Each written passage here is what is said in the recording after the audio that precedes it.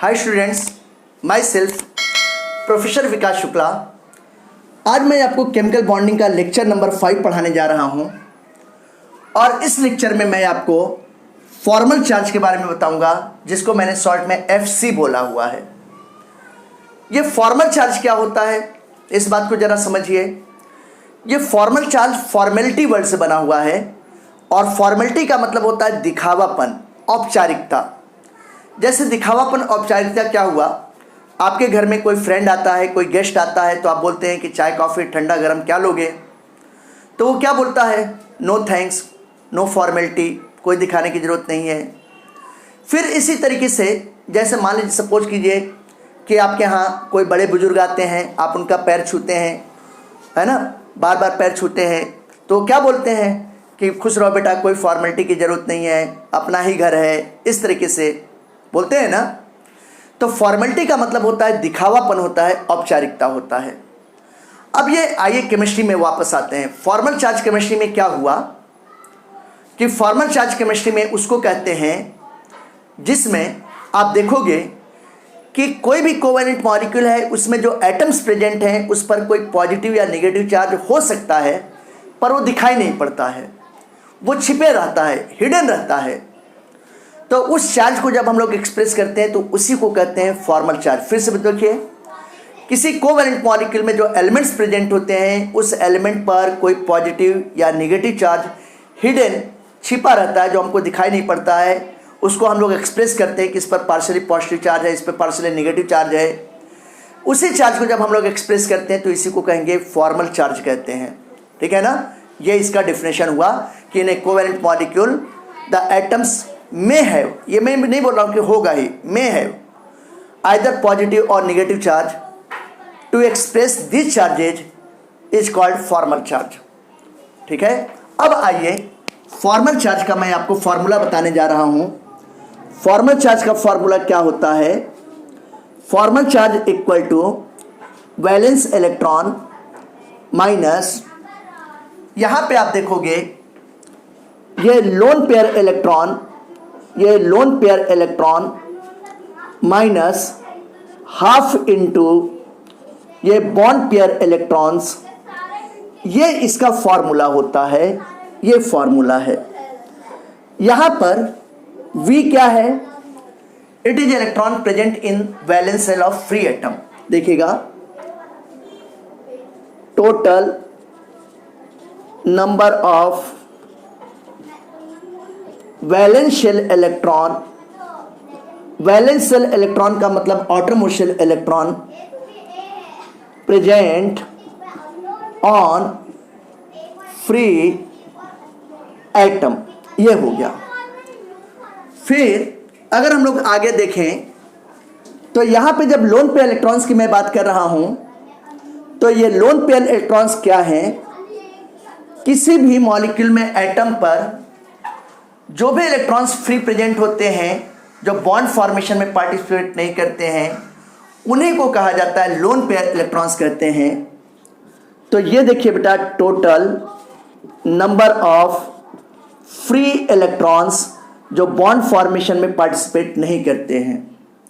इसी तरीके से अगर मैं बॉन्ड पेयर इलेक्ट्रॉन्स के बारे में बात करता हूं तो ये क्या हुआ, total number of electrons present in covalent bond, ऐसे इलेक्ट्रॉन्स जो बॉन्ड फॉर्मेशन में पार्टिसिपेट करते हैं उसमें जितने इलेक्ट्रॉन्स प्रेजेंट होंगे, जैसे अगर सिंगल कोवेलेंट बॉन्ड है तो उसमें 2 इलेक्ट्रॉन, अगर डबल कोवेलेंट बॉन्ड है तो 4 इलेक्ट्रॉन, ट्रिपल कोवेलेंट बॉन्ड है तो 6 इलेक्ट्रॉन हुआ। तो ये देखिए, इसको हम लोग कह सकते हैं total number of electrons present in covalent bond. ये देखिए कोवेलेंट बॉन्ड। तो ये इसके फॉर्मूले हैं फॉर्मल चार्ज निकालने का। V क्या है, total number of valence electron, valence electron present on free atom. यहाँ पे लोन पे इलेक्ट्रॉन का मतलब क्या हुआ, किसी एटम पर वो इलेक्ट्रॉन्स की अवेलेबिलिटी जो बॉन्ड फॉर्मेशन में पार्टिसिपेट नहीं करते हैं। और बॉन्ड पे इलेक्ट्रॉन्स क्या है, total number of electron present in covalent bond, इसको कहेंगे। अब ये फॉर्मूला है, इस फॉर्मूले से हम लोग फॉर्मल चार्ज निकालेंगे। इसके अलावा नीट, जेई और सीडी एग्जाम में कैसे निकालेंगे मैं आपको ट्रिक भी बताऊंगा और इस ट्रिक से विद इन सेकेंड आप निकाल लोगे, ट्रिक भी मैं बताऊंगा। तो पहले देखिए, जब हम लोग 11th-12th लेवल पे बात करते हैं तो इस फार्मूले के यूज से कैसे निकालेंगे, कैसे आप सब्जेक्टिव एग्जाम दोगे, इस फार्मूले से हम लोग फॉर्मल चार्ज को फाइंड आउट करेंगे। आइए देखते हैं कि कैसे किस तरीके से फॉर्मल चार्ज को हम लोग फाइंड आउट करते हैं। ये फार्मूला आपके सामने दिखाई दे रहा है और इस फार्मूले के एप्लीकेशन से हम लोग फॉर्मल चार्ज फाइंड आउट करेंगे। पहला एग्जांपल मैं आपको बताने जा रहा हूं, फर्स्ट एग्जांपल, और ये एग्जांपल है O3 मॉलिक्यूल का है। It is very common example, most common example, सभी बुक्स में सभी मॉड्यूल में दिया हुआ है O3 मॉलिक्यूल का। सबसे पहले तो आपको क्या बनाने आना चाहिए, स्ट्रक्चर। और स्ट्रक्चर बनाते समय एक बात का पूरा ध्यान देना है कि जहां तक हो सके ऑक्टेट रूल को फॉलो करना है। ऑक्टेट से ज्यादा इलेक्ट्रॉन नहीं होना चाहिए, जहां तक हो सके ऑक्टेट रूल को फॉलो करना है, ये बात आप ध्यान दीजिएगा। तो अगर इस O3 मॉलिक्यूल का अगर हम लोग बनाते हैं तो ये ऑक्सीजन इस ऑक्सीजन के साथ डबल कोवेलेंट बॉन्ड बना रहा है। इस ऑक्सीजन पे देखेंगे तो इसके वैलेंस शेल में 6 इलेक्ट्रॉन होते हैं, तो 6 में से 2 इलेक्ट्रॉन बॉन्ड फॉर्मेशन में पार्टिसिपेट कर लिए। तो ये देखिए यहाँ पे 4 इलेक्ट्रॉन बचा है।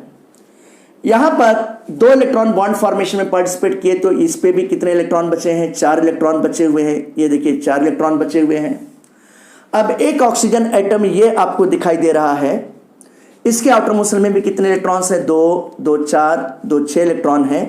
अगर इसके साथ कोवेलेंट बॉन्ड बनाए तो इस ऑक्सीजन पे 8 से ज्यादा इलेक्ट्रॉन हो जाएंगे, 10। और मैंने आपको क्या बोला कि ऑक्टेट रूल ही फॉलो करवाना है। तो ये क्या करेगा, ये कोऑर्डिनेट बॉन्ड से अपना इलेक्ट्रॉन पेयर इसको दे दिया, कोऑर्डिनेट बॉन्ड से दे दिया। जब कोऑर्डिनेट बॉन्ड से दे दिया तो ऐसी कंडीशन में इसका भी ऑक्टेट पूरा हो गया, इसका भी ऑक्टेट पूरा है, इसका भी ऑक्टेट पूरा है। अब अगर हम लोग मानते हैं कि ये फर्स्ट ऑक्सीजन एटम है, बीच वाला सेकंड ऑक्सीजन एटम है, और ये किनारे वाला बेटा ये थर्ड ऑक्सीजन एटम है, अगर ऐसे हम लोग मान लें तो ऐसी कंडीशन में फॉर्मल चार्ज हम लोग निकालते हैं। फॉर्मल चार्ज होता है फर्स्ट ऑक्सीजन एटम पे निकालेंगे। जब फर्स्ट वाले पे फॉर्मल चार्ज निकालते हैं तो फार्मूला आपके सामने लिख रहा है कि वैलेंस शेल इलेक्ट्रॉन, तो ऑक्सीजन के आउटर मोशन में कितने इलेक्ट्रॉन्स होते हैं, 6 होते हैं, माइनस। फिर देखिए लोन पे इलेक्ट्रॉन, लोन पे इलेक्ट्रॉन कितने हैं, 2 लोन पेयर मतलब 4 इलेक्ट्रॉन है, तो यहाँ पे 6 - 4 माइनस हाफ हो गया। अब अगर बॉन्ड पे इलेक्ट्रॉन्स की बात करते हैं तो बॉन्ड पे इलेक्ट्रॉन्स कितने हैं, दोनों के बीच में डबल कोवेलेंट बॉन्ड है और डबल कोवेलेंट बॉन्ड में 4 इलेक्ट्रॉन हैं, तो बॉन्ड पेयर के इलेक्ट्रॉन कितने हो गए, 4 हो गए। अब अगर इसको सॉल्व करें तो 2 1 जा 2, 2 2 जा 4 हो गया। अब अगर देखें तो 6 - 4 - 2 यानी कि 6 - 6 हो गया। 6 - 6 का मतलब कितना हो गया, 0। तो इस पर किसी भी तरीके का कोई चार्ज नहीं है। ये देखिए ये क्या हो जाएगा, 0 हो जाएगा। इस पर कोई चार्ज नहीं है, ना पॉजिटिव चार्ज है ना नेगेटिव चार्ज है। अब हम लोग फॉर्मल चार्ज फाइंड आउट करते हैं सेंट्रल वाले ऑक्सीजन एटम पर, जिसको मैंने नाम दिया है second. Formal charge second oxygen atom पे फाइंड आउट करते हैं। देखें इस ऑक्सीजन के वैलेंस शेल में भी कितने इलेक्ट्रॉन्स होते हैं, 6 होते हैं आउटर मोस्ट शेल में, माइनस हाफ। लोन पे इलेक्ट्रॉन्स देखते हैं तो यहाँ पे केवल एक ही लोन पे इलेक्ट्रॉन बचा है, मतलब 2 ही इलेक्ट्रॉन बचा हुआ है, तो यहाँ पे कितना हो जाएगा, सॉरी लोन पे इलेक्ट्रॉन 2 हो जाएंगे, ये यहाँ पे 2 हो जाएगा, माइनस हाफ। अब ये बॉन्ड पेयर की बात करते हैं तो ये ऑक्सीजन डबल कोवेलेंट बॉन्ड से इधर जुड़ा है और एक कोऑर्डिनेट बॉन्ड से यहाँ पे जुड़ा हुआ है। तो टोटल जो था बॉन्ड में कितने इलेक्ट्रॉन्स है, 2 2 4 और 2 6 इलेक्ट्रॉन हैं, तो यहाँ पे कितना हो जाएगा, ये 6 हो गया। अब इसको सॉल्व करेंगे तो 2 1 जा 2, 2 3 जा 6।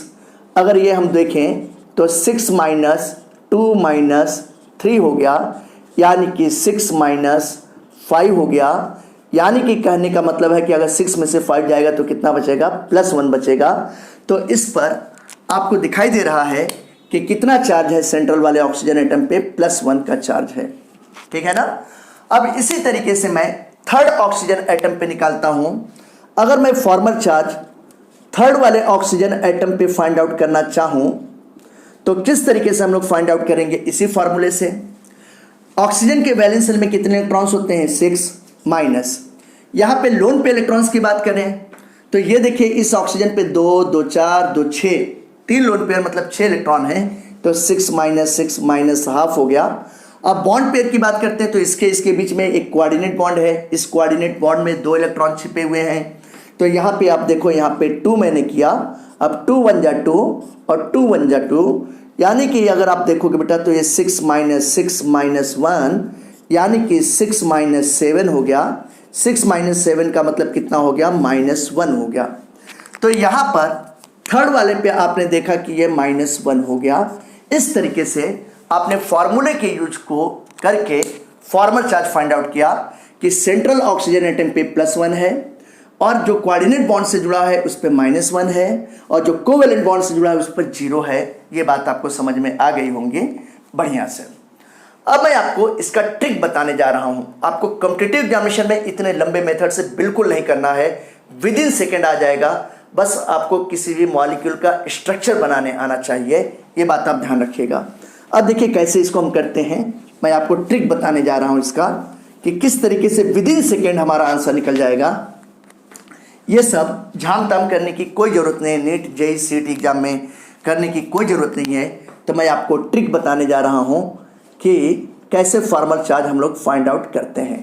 ट्रिक्स जैसे अगर मैं यहाँ पे बात करूं इस ऑक्सीजन की, फर्स्ट ऑक्सीजन एटम की बात करता हूं, तो ये फर्स्ट ऑक्सीजन एटम दूसरे ऑक्सीजन एटम से प्योर कोवेलेंट बॉन्ड से जुड़ा है। तो जब कोवेलेंट बॉन्ड होता है तो वहां पे कोई किसी को इलेक्ट्रॉन देता नहीं है, कोई किसी से इलेक्ट्रॉन लेता नहीं है। वहां पे इलेक्ट्रॉन का म्यूचुअल शेयरिंग होती है, दोनों का इक्वल कंट्रीब्यूशन होता है और इलेक्ट्रॉन की शेयरिंग होती है। तो जहां पर प्योर कोवेलेंट बॉन्ड होगा बेटा, वहां पे आप हमेशा ध्यान रखना कि 0 होता है। तो अगर हम लोग फर्स्ट वाले ऑक्सीजन एटम के लिए देखें, ये फर्स्ट ऑक्सीजन एटम के पास कोवेलेंट बॉन्ड है और मैंने बोला कि कोवेलेंट बॉन्ड की प्रोसेस में इलेक्ट्रॉन की शेयरिंग होती है, कोई किसी को इलेक्ट्रॉन देता नहीं है, किसी से इलेक्ट्रॉन लेता नहीं है। तो ऐसी कंडीशन में ये फर्स्ट ऑक्सीजन एटम पे हमेशा याद रखिएगा कि फॉर्मल चार्ज की वैल्यू कितनी होगी, 0। या कोई भी एटम है जहां पे कोवेलेंट बॉन्ड होगा तो वहां पे फॉर्मल चार्ज 0 होगा। अब मैं बात करता हूं सेकेंड ऑक्सीजन एटम की बात करता हूं। ये सेकेंड ऑक्सीजन एटम, अगर हम लोग सेकेंड ऑक्सीजन एटम को देखें तो ये सेकेंड ऑक्सीजन एटम इससे कोवेलेंट बॉन्ड से जुड़ा है तो इसके रिस्पेक्ट पे इस पे भी 0 होगा, लेकिन इसको कोऑर्डिनेट बॉन्ड से इलेक्ट्रॉन दे रहा है बेटा। तो मैंने आपको कोऑर्डिनेट बॉन्ड में पढ़ाया है कि जो इलेक्ट्रॉन पेयर देता है पार्शियली, उस पर पार्शियली एक पॉजिटिव चार्ज होगा और जो लेगा उस पर पार्शियली एक निगेटिव चार्ज होगा। ये सारी बातें बताई है। तो अगर ये एक कोऑर्डिनेट बॉन्ड से दे रहा है, देखो ये गिविंग इलेक्ट्रॉन पेयर, एक electron pair by coordinate bond, कैसे दे रहा है, यहां पे मैं लिख देता हूं बाय कोऑर्डिनेट बॉन्ड। और कितने कोऑर्डिनेट बॉन्ड है, ये एक ही कोऑर्डिनेट बॉन्ड है। तो इस पर पार्शियली कैसा चार्ज हो जाएगा, अगर इस पर हम लोग फॉर्मल चार्ज की वैल्यू देखेंगे तो ये कितना हो जाएगा, ये +1 हो जाएगा। फिर अगर मैं थर्ड वाले ऑक्सीजन एटम की बात करता हूं, ये देखिए अगर मैं थर्ड वाले ऑक्सीजन एटम की बात करूं, थर्ड ऑक्सीजन एटम, तो इस थर्ड वाले ऑक्सीजन एटम को देखें तो इसके बीच में कोवेलेंट बॉन्ड नहीं है। ये कोऑर्डिनेट बॉन्ड से 1 पे इलेक्ट्रॉन ले रहा है तो इस पर पार्शियली एक निगेटिव चार्ज हुआ। तो ये देखो हम लोग कह सकते हैं कि टेकिंग इलेक्ट्रॉन पेयर बाय अ कोऑर्डिनेट बॉन्ड, एक कोऑर्डिनेट बॉन्ड से इलेक्ट्रॉन पेयर ले रहा है, तो ऐसी कंडीशन में इस पर फॉर्मल चार्ज की वैल्यू कितनी हो जाएगी, -1। अगर कोई एलिमेंट किसी दूसरे एलिमेंट को 2 कोऑर्डिनेट बॉन्ड से इलेक्ट्रॉन दे रहा है तो उस पर फॉर्मल चार्ज की वैल्यू +2 होगी। अगर 3 कोऑर्डिनेट बॉन्ड से इलेक्ट्रॉन दे रहा है तो उस पर फॉर्मल चार्ज की वैल्यू कितनी हो जाएगी, फॉर्मल चार्ज की वैल्यू उस पर +3 हो जाएगी। इसी तरीके से अगर कोई एलिमेंट एक कोऑर्डिनेट बॉन्ड से इलेक्ट्रॉन ले रहा है तो उस पर -1, 2 से ले रहा है तो -2, अगर 3 कोऑर्डिनेट बॉन्ड से इलेक्ट्रॉन ले रहा है तो उस पर -3 होगा। ये बात आप ध्यान रखिएगा। फिर इसी सीरीज में मैं आपको नेक्स्ट एग्जाम्पल बताने जा रहा हूँ। ये देखिए अगला एग्जांपल, बस आपको याद रखना है कि octet law must be followed, octet law जरूर फॉलो होना चाहिए, ये बात आप भूलिएगा मत, octet law must be followed. यहाँ पर मैं ये बात लिख भी देता हूँ, भूलिएगा नहीं, जहाँ तक हो सके, जहाँ तक पॉसिबिलिटी हो, जहाँ तक पॉसिबिलिटी हो, नोट में लिख रहा हूँ कि octet law must be followed, ये चीज। जैसे मैं आपको अगला एग्जांपल बताता हूं, ये मेरे पास एक मॉलिक्यूल है HClO4, इसको कहते हैं परक्लोरिक एसिड कहते हैं, और इस मॉलिक्यूल में मुझे क्लोरीन का फॉर्मल चार्ज कहा गया है कि फाइंड आउट कीजिए ऐसे। अब यहां पर इस मॉलिक्यूल में हाइड्रोजन भी प्रेजेंट है, तो हाइड्रोजन डुप्लेट पूरा करेगा, और मैंने क्या बोला है कि octet law must be followed.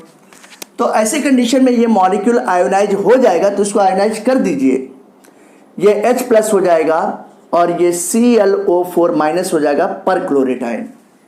अब ClO4 माइनस का हम लोग सही सही बॉन्डिंग बनाएंगे और ऑक्टेट लॉ फॉलो करते हुए। तो ये देखिए ये क्लोरीन है, क्लोरीन के आउटर मोशन में कितने इलेक्ट्रॉन्स होते हैं, 7 होते हैं। तो ये देखिए ये 2 इलेक्ट्रॉन हो गए, 2 4 हो गया, 2 6 हो गया, 1 7 हो गया, और यहाँ पे 4 ऑक्सीजन है, एक नेगेटिव चार्ज है। तो नेगेटिव चार्ज किस पर है, ऑक्सीजन एटम पर है। तो ये देखिए ये नेगेटिव चार्ज कहाँ पर है, ऑक्सीजन एटम पर नेगेटिव चार्ज है। तो जब ऑक्सीजन एटम पर नेगेटिव चार्ज हो गया तो इस पर 7 इलेक्ट्रॉन हो गए इसके वैलेंस शेल में। बाकी 3 ऑक्सीजन और है, ये देखिए 3, 1, ये 2 और ये तीसरा ऑक्सीजन। अब अगर हम लोग देखें तो ये क्लोरीन इस ऑक्सीजन के साथ क्या बना लिया, कोवेलेंट बॉन्ड बना लिया। एक कोवेलेंट बॉन्ड कैसे, इसके इलेक्ट्रॉन को दिखा देता हूं, 2 इलेक्ट्रॉन, 2 4 इलेक्ट्रॉन, 2 6 इलेक्ट्रॉन, 1 7 इलेक्ट्रॉन।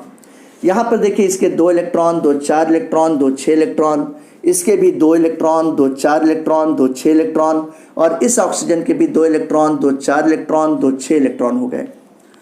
अब ये ऑक्सीजन इसके साथ कोवेलेंट बॉन्ड बना लिया, तो इस ऑक्सीजन का ऑक्टेट पूरा हो गया, 2 2 4 2 6 2 8। और ये क्लोरीन भी देखिए इसके साथ जब तक कोवेलेंट बॉन्ड बना लिया तो इसके भी ऑक्टेट पूरा हो गया, 2 2 4 2 6 2 8। अब ये बेचारे 3 ऑक्सीजन का क्या होगा, तो कोई दिक्कत नहीं है, टेंशन की बात नहीं है। क्यों, क्योंकि क्लोरीन पे 3 लोन पे इलेक्ट्रॉन्स हैं, ये इलेक्ट्रॉन इसको कोऑर्डिनेट बॉन्ड से दे देगा, तीनों ऑक्सीजन को एक एक कोऑर्डिनेट बॉन्ड से दे देगा। तो अगर हम लोग ट्रिक के अकॉर्डिंग देखें, ट्रिक से पहले समझिएगा, तो ये क्लोरीन का एक एटम क्या कर रहा है, 3 कोऑर्डिनेट बॉन्ड से इलेक्ट्रॉन दे रहा है। तो इस क्लोरीन पर पार्शियली अगर हम लोग देखें तो इस पर 3 पॉजिटिव चार्ज है, 3 प्लस है, पार्शियली 3 पॉजिटिव चार्ज है। तो इसका फॉर्मल चार्ज कितना होगा, इसका फॉर्मल चार्ज +3 आएगा, ये समझ में आ रहा है, +3 आएगा। और इस ऑक्सीजन का -1, इसका भी -1, इसका भी -1, और इस ऑक्सीजन पे फॉर्मल चार्ज एक्सप्रेस नहीं करेंगे, क्योंकि फॉर्मल चार्ज हमेशा ऐसे एटम पे एक्सप्रेस करते हैं जिस पे चार्ज न दिखाई दे। तो इस पे तो दिखाई दे रहा है -1 है, तो इस पे एक्सप्रेस नहीं करेंगे, याद रखिएगा। अब मैं क्लोरीन का फाइंड आउट करना चाहता हूं, क्वेश्चन में पूछा गया है कि क्लोरीन का, तो अगर मैं फॉर्मल चार्ज क्लोरीन का फाइंड आउट करता हूं तो आपके सामने फॉर्मूला लिखा है, क्लोरीन के वैलेंस शेल में कितने इलेक्ट्रॉन्स होते हैं, 7 माइनस लोन पे इलेक्ट्रॉन कितने हैं, कोई नहीं बचा, ये कोवेलेंट बॉन्ड बना दिया, बाकी 3 कोऑर्डिनेट बॉन्ड से दे दिया। तो 7 - 0 -½ अब ये देखिए बॉन्ड पेयर के इलेक्ट्रॉन्स कितने होंगे ये देखना होगा। यहाँ पे 2 इलेक्ट्रॉन है, 2 4 2 6 2 8। तो यहाँ पे टोटल 3 कोऑर्डिनेट बॉन्ड में और 1 कोवेलेंट बॉन्ड में, तो टोटल 4 बॉन्ड है। तो टोटल 4 बॉन्ड में 8 इलेक्ट्रॉन, तो 2 1 जा 2 और 2 4 जा 8 हो गया। अब अगर इसको देखें हम लोग तो 7 - 0 -4, यानी कि अगर इसको सॉल्व करेंगे तो 7 - 4 हो गया, इक्वल टू कितना आ गया, +3 हो गया। ये देखिए यही आपका भी आंसर आया था ट्रिक से। तो आपको नीट और जेईई के क्वेश्चन सॉल्व करने के लिए ट्रिक यूज करना है। जेईई और नीट सीईटी के क्वेश्चन को सॉल्व करने के लिए ट्रिक, उसके लिए आपको स्ट्रक्चर बनाने आना चाहिए और octet law must be followed. जहाँ तक हो सके ऑक्टेट लॉ फॉलो करना ही है आपको, ये बात ध्यान रखिएगा। साथ ही साथ फॉर्मल चार्ज उस एटम पे एक्सप्रेस करते हैं जिस पर कोई चार्ज दिखाई नहीं देता, कोई पॉजिटिव या नेगेटिव चार्ज नहीं होगा। जैसे इस ऑक्सीजन पे नेगेटिव चार्ज था तो इस पे एक्सप्रेस करने की जरूरत नहीं है, पता चल रहा है कि -1 ऑलरेडी है। और इन ऑक्सीजन पर, 3 ऑक्सीजन पर और क्लोरीन पे कोई चार्ज नहीं दिखाई दे रहा था, तो हम लोगों ने कैलकुलेट किया। ठीक है ना। एक एग्जाम्पल मैं आपको और बताने जा रहा हूं, वो एग्जाम्पल भी ट्रिक से और फॉर्मूले से, दोनों से मैं बताऊंगा। तो एग्जाम्पल नंबर 3 हम लोग देखें। 3rd एग्जाम्पल किस तरीके से हम लोग सॉल्व करेंगे। एग्जाम्पल नंबर 3, जैसे क्वेश्चन में कहा गया, ये एग्जाम्पल 3 है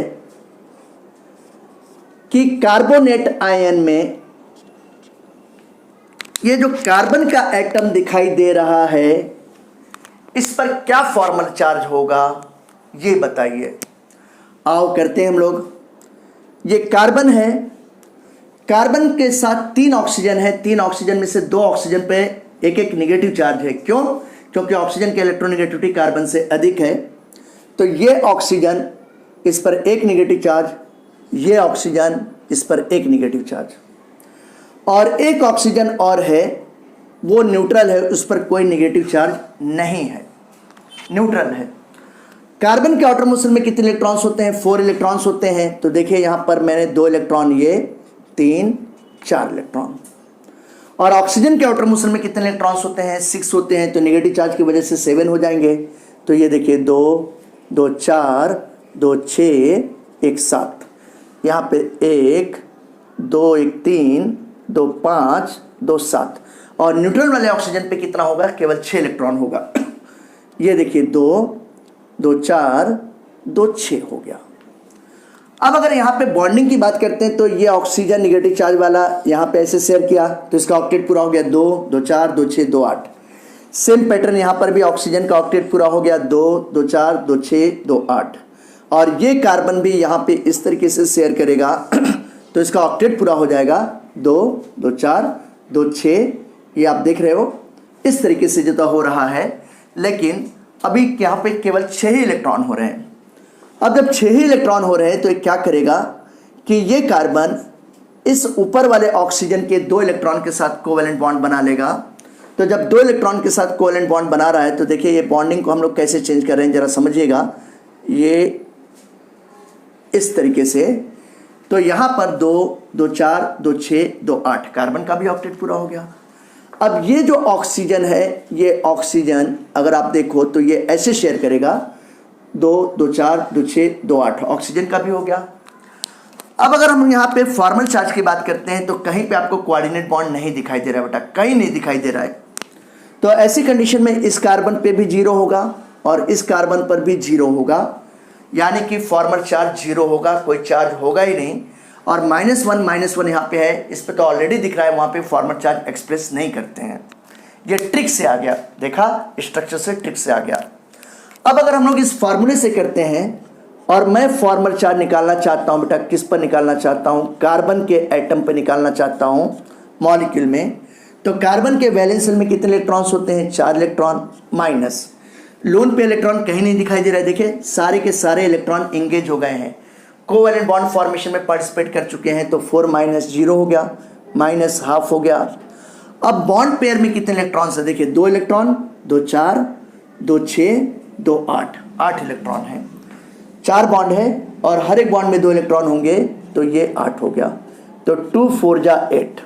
अब अगर इसको करें 4 - 0 - 4, तो ये कितना होगा? 0 आ गया। तो इस तरीके से आपने देखा कि मैंने आपको ट्रिक भी बताया और फॉर्मूले से भी बताया कि आप कैसे बड़े से बड़े क्वेश्चन को भी सॉल्व कर सकते हो, बहुत इजी तरीके से सॉल्व कर सकते हो। ठीक है ना। तो इस तरीके से आपको सारे क्वेश्चन सॉल्व करना है। अब इसका इंपॉर्टेंस क्या है, मैं आपको इसका इंपॉर्टेंस बताना हूं, ध्यान दीजिएगा। अगर मैं इसका इंपॉर्टेंस बोलूं कि फॉर्मल चार्ज का क्या इंपॉर्टेंस है, क्यों हम लोग पढ़ते हैं। अगर हम लोग 2 मॉलिक्यूल्स के बीच में कंपेयर करें, या दो से अधिक मॉलिक्यूल के बीच में कंपेयर करते हैं तो जिस मॉलिक्यूल में एटम्स पर फॉर्मल चार्ज की वैल्यू सबसे कम होती है उसकी स्टेबिलिटी सबसे ज़्यादा होती है। तो हम लोग कह सकते हैं स्टेबिलिटी ऑफ मॉलिक्यूल से रिलेशन है इसका। ये देखिए, स्टेबिलिटी ऑफ ए मॉलिक्यूल, किसी मॉलिक्यूल की स्टेबिलिटी की बात करते हैं तो इसका फॉर्मल चार्ज के साथ रिलेशन ऐसे होता है। ये हो गया फॉर्मल चार्ज के साथ रिलेशन। अगर फॉर्मल चार्ज अधिक हुआ तो उस मॉलिक्यूल की स्टेबिलिटी कम होगी, और अगर फॉर्मल चार्ज जितना कम होगा मॉलिक्यूल की स्टेबिलिटी उतनी ही अधिक होगी। List the value of formal charge, maximum will be stability of molecule, maximum will be formal charge, list will be stability of molecule. तो इस तरीके से मैंने आपको एक टॉपिक कवर करवाया फॉर्मल चार्ज के बारे में। अगर आज का वीडियो लेक्चर आपको पसंद आया हो तो आप मेरे YouTube चैनल ऑर्बिटल वर्ल्ड को सब्सक्राइब कीजिए, लाइक कीजिए, मैक्सिमम शेयर कीजिए और अपनी पढ़ाई को कंटिन्यू कीजिए। Thank you.